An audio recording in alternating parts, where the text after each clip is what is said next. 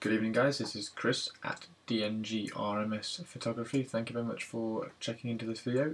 And just a very quick tip for the day. I've been working with Lightroom recently and just stumbled across something today which I thought I'd investigate, and it appeared when I was doing a quick right click. So I had a quick look at it, and it's definitely going to benefit a lot of photographers.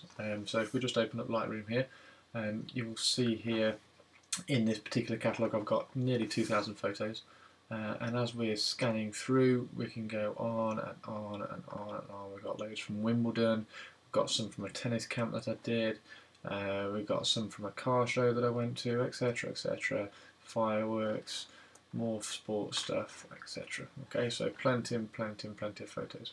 Now we know that we've done keywords, so we can search for keywords. We can do a library filter, we can search for text. Any searchable field contains tennis. Okay, so we can search for that, and that just limits down all the tennis stuff. Okay, nice and simple. But to make the actual library itself slightly more easier to navigate, we can do something called stacking.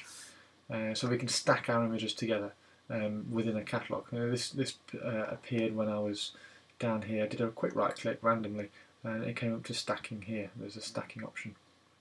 We can auto stack by capture time, so that will, if you click on this here, we'll set the whole thing into stacks in terms of how quickly you took the photo.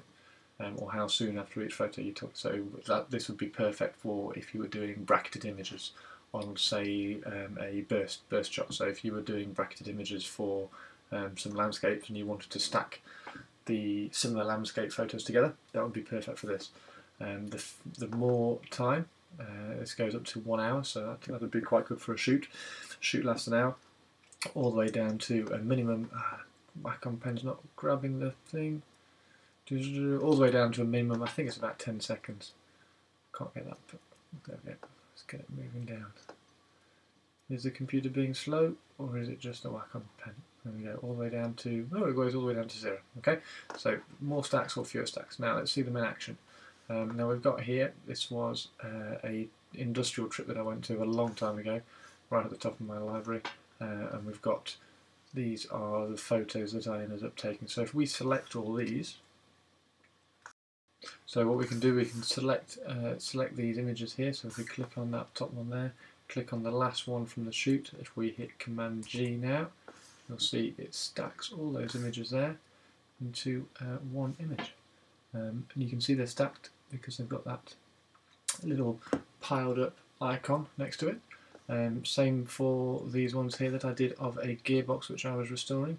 If we go down here, click on the last image, so I've got all the gearbox images selected. Command G, stacked into one image. Some urban exploration that I did over in Derby, go all the way down to the last image here. Command G, stacked into one image. Wimbledon, we got our first match. So this was the first match. It was Martina Hingis playing with Lindsay Davenport. Go down to the last photo of Martina Hingis, which is there. Select the last one, Command G, stacked into one layer. And you can see we're going to make our library a lot smaller straight away. Pat Cash is one here, so we can go down, we can select the last Pat Cash photograph, which is, that's Brad Gilbert. Pat Cash, Pat Cash, Pat Cash, Pat Cash, that's the last one there. Select all the way up to the last one, Command G, it's stacked all the Pat Cash ones into one. If I want to expand it, click on that, it expands it all back out. Click it again, it expands it back in together. It just tidies up, and I'm really impressed with this now. It's just made it a lot easier to now search. We've got Brad Gilbert and Peter Fleming. Let's scan down to, there's Goran Ivanisevic, Brad Gilbert, last one. Select the last Brad Gilbert one, scan down, crush down. Goran Ivanisevic here, we've got a video in here as well. Select down to the last one. Let's find the last one. Goran Ivanisevic in the crowd. That's a great little photo. All the way down to, where's the last one with him? There. That's the last one. Command G. Scroll down. Okay, so we've just suddenly made that massive big long scrolled list that you saw has now gone into 2 lines. So we've got Avon Platers, a plating industry company, My Gearbox Files, Urban Exploration, first match at Wimbledon, second match at Wimbledon, third match at Wimbledon, fourth match at Wimbledon, all in one place, all in one file. I'm going to do another one for all the raw file edits that I do for fronosphoto.com. I'm going to do one for selecting and breaking down all the separate matches for the Badminton County or the State Championships. God, need a drink here. Oh, another cup of tea. Oh, that's better.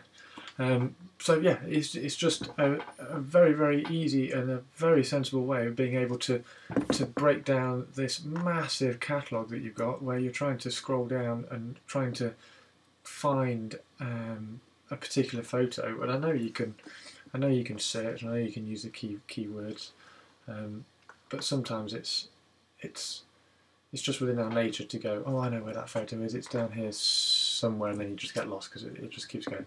So there's the quick tip for the day, guys. Hopefully that has benefited you. Have a go at stacking in Lightroom. Remember, it's Control-G to stack, and if I want to unstack these photos here, it's Command-Shift-G to unstack, and that has unstacked those photos. Let's redo that. So first photo there. Nope.